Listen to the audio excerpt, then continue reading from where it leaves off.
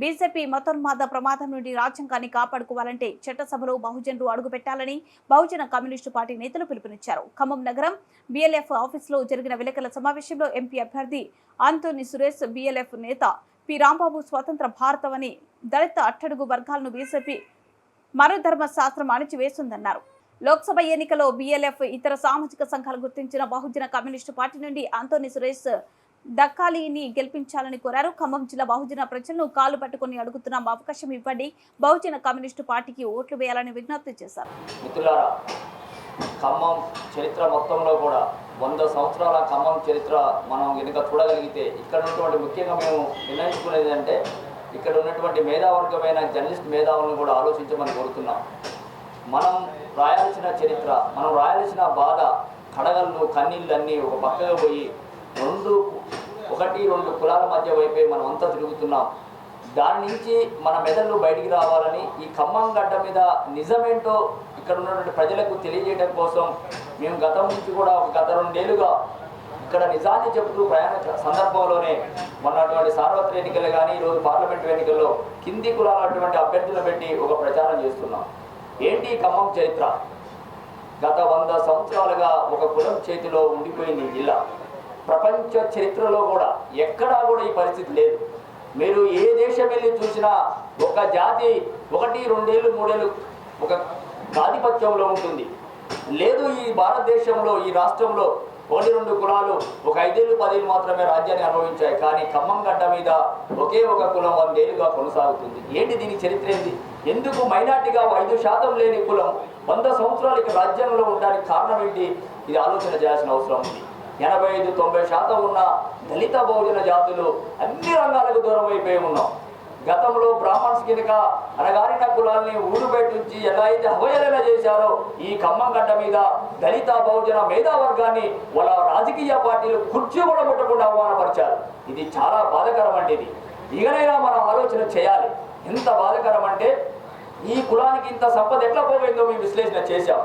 ఎలా పోయిందంటే అన్ని రాజకీయ పార్టీలు వాళ్ళే నిర్ణయాలు చేసే అధికారంలో ఉండబట్టి ఇలా ప్రజాప్రతినిధులుగా, కార్పొరేటర్లుగా, మేయర్లుగా కావటం వల్ల వాళ్ళు ఎనలేని సంపదను పోగు చేసుకొని ఆ సంపద మొత్తం కూడా తీసుకెళ్లి విద్య మీద, వైద్యం మీద పెట్టి ఈ ఎస్సీ ఎస్టీ బీసీల యొక్క రక్తాన్ని జనిగలా పీల్చుకొని ఆ డబ్బులు తీసుకొచ్చి ఈ రియల్ ఎస్టేట్ భూముల మీద పెట్టడం వల్ల ఇలా మా దళిత బహుజన జాతులు సామాన్యమైన ఎంప్లాయీస్ ఒక 50 గజాల స్థలం కొనాలంటే 50 కిలోమీటర్ల పైన దాన్ని సాధ్యం కాని పరిస్థితి వచ్చింది.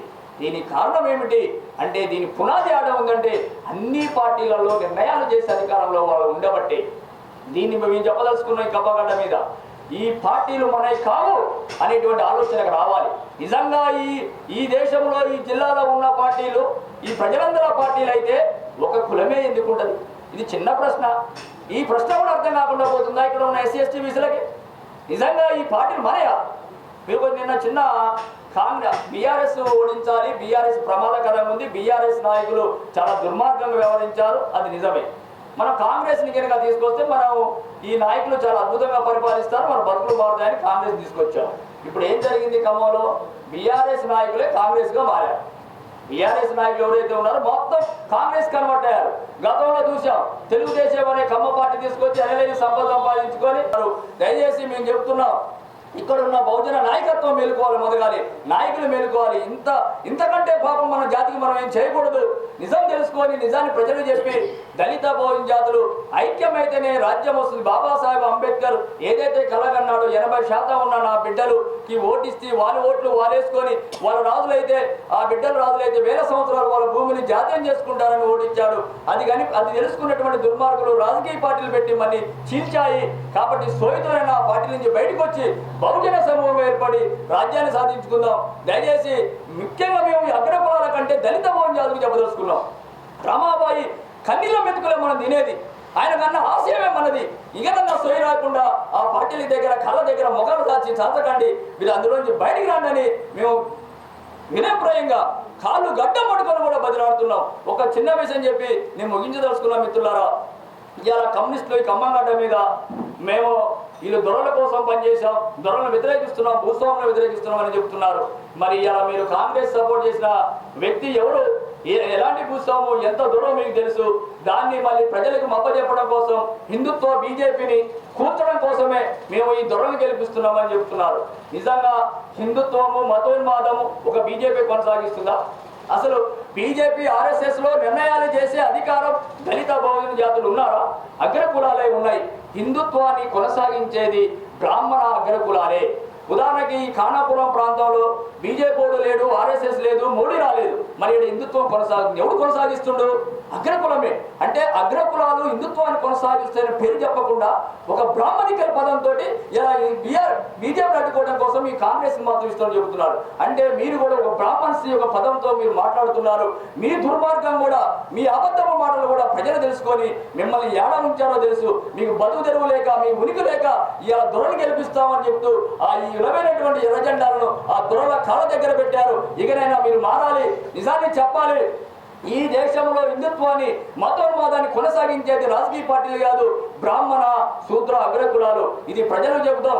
ఒక గ్రామంలో ఉండే 10 కొంపలేని కమ్మోడు రెడ్డోడే హిందుత్వాన్ని కొనసాగిస్తాడు, రాజకీయ ఆధిపత్యాన్ని కొనసాగిస్తాడు.